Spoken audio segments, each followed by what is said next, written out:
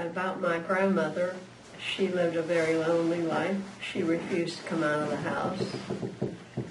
I guess she went wild when she was young, and then when she got older, especially when she started going blind, I guess she kind of become a recluse. And you tell that story. Have you told her that story about the fire? No. If you go to, we lived in Watson Street, and you go down and you take right there, there's used to be a restaurant, and Norcott Meyer lived upstairs. But yours, you know, they were so long and skinny that they almost mixed. Well, that restaurant caught fire. And so they made, the embers were going, and everybody that lived in the alley had to get out of their house and go stand out in the alley. And Grandma refused. And there was like 3 or 4 great big old firemen. Most of them was related to us. They picked her and the rocking chair up with her screaming and hollering and cussing them for every breath she could take. And they sat her down. Oh, when she got mad, she could say some pretty words. And they were just smiling. They just smiled, just kept carrying her. Popped her down the middle of the road. Someone said that I don't think it was a citizen, but some little paper in Key West put that in, had a picture of that. Yeah, I wish I could find it. I hunted that.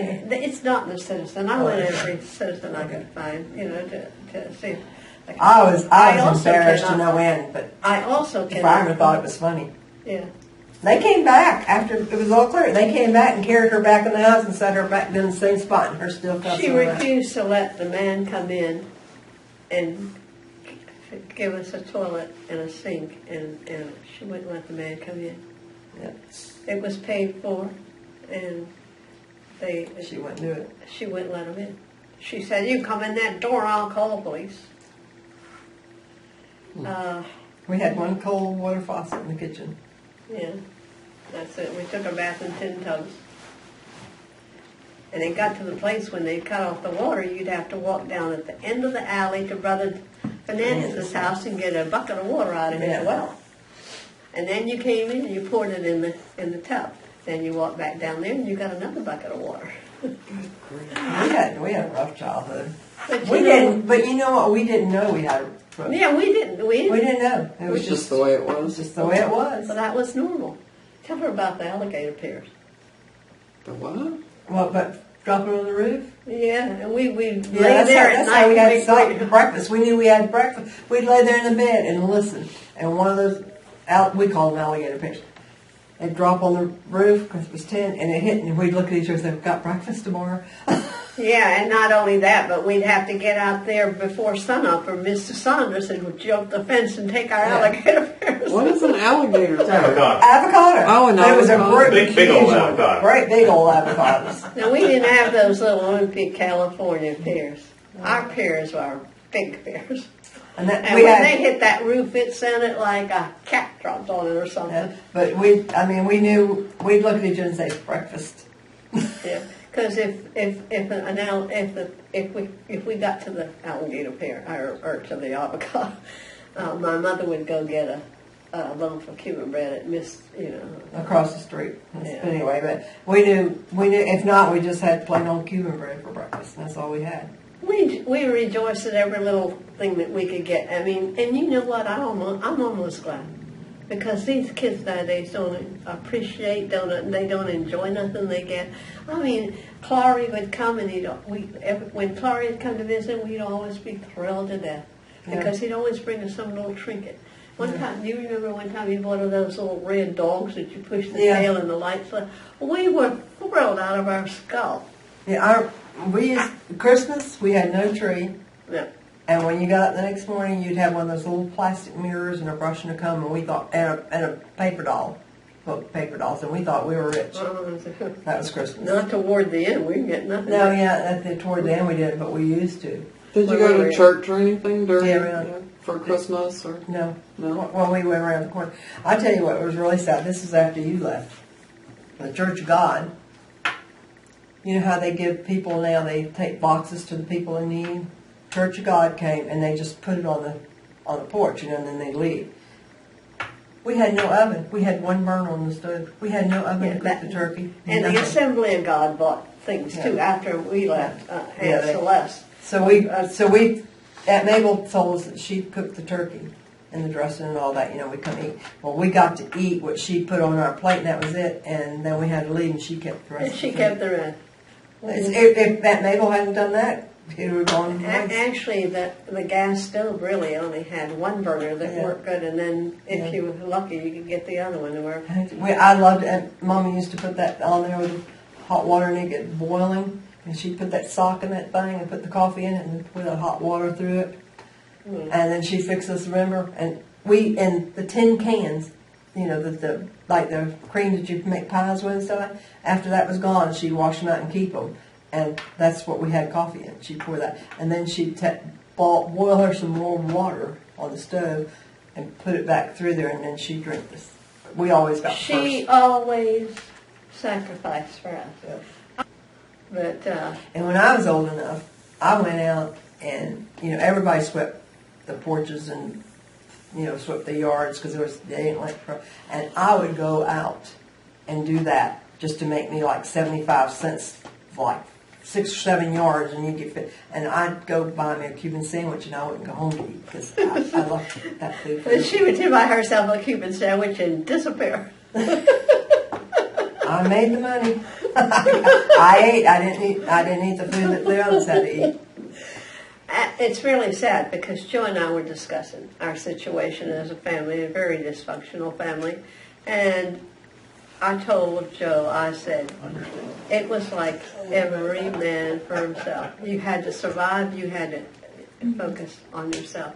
And we had to protect our mother. I told her one time when I was a teenager, I got so mad because she wouldn't arrest our father for not giving us money to eat. And she said, no, darling, she said, I can arrest your father, but is that going to give us any money to eat? She loved him till the day she died.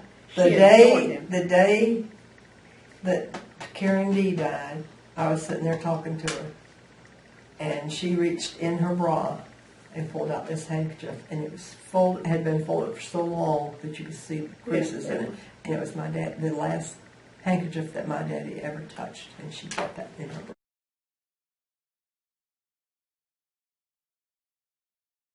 Rosemary was always like, I was thinking, she never really had a life. No. And I mean, she was just like drugged around, and nobody wanted to take her anywhere. When she was a little girl, she was just a happy little, chubby little thing. Yeah. And any time that I ever took Rosemary anywhere, she'd get hurt. She wanted to ride to the beach with me, and I had her riding on the, you ride on the back of the bike, sitting back there. And she got her foot tangled up in the spokes and just sliced the flesh off of her ankle bone. And I thought, oh my God. So then one time I was going to go to the vegetable store, that little Jewish vegetable store, on the corner. I had got a quarter for doing something or the other, and you could go there and buy a head of lettuce, a tomato, and a couple of carrots for a quarter. Back in those days. She wanted to go with me. And I said, okay. So we walked over there from the house.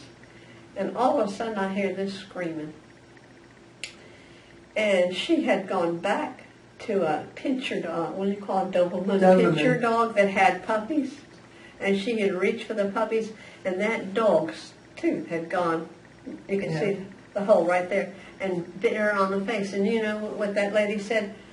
She's trespassing, I could have her arrested. Yeah, she was a little, but they found out too later because somebody, I don't know who it was, reported her, and they went, and the dog had rabies. And Rosemary had to have those shots in her stomach. I can never forget that, listening to her scream when they gave her those shots. I used to walk Mommy down to the hospital, and they gave her the shots in her stomach. I do know that, maybe she got, maybe got bit by another dog, but I do know that I remember. I felt terrible. I brought her home, and Mommy had Mercure comb, and the poor little thing, I put Mercure comb on her head, and she didn't get really like angry at you or anything. She grieved a lot. She had, I guess what you call, what do you call it in psychology? I mean, it's not caloric, it's not stoic. It's, like slow melancholy. Yeah. But she she was just happy because she had to take what she got, and that was it. She never complained. I never heard her complain. Never. No, she didn't. Never. And she had a big heart.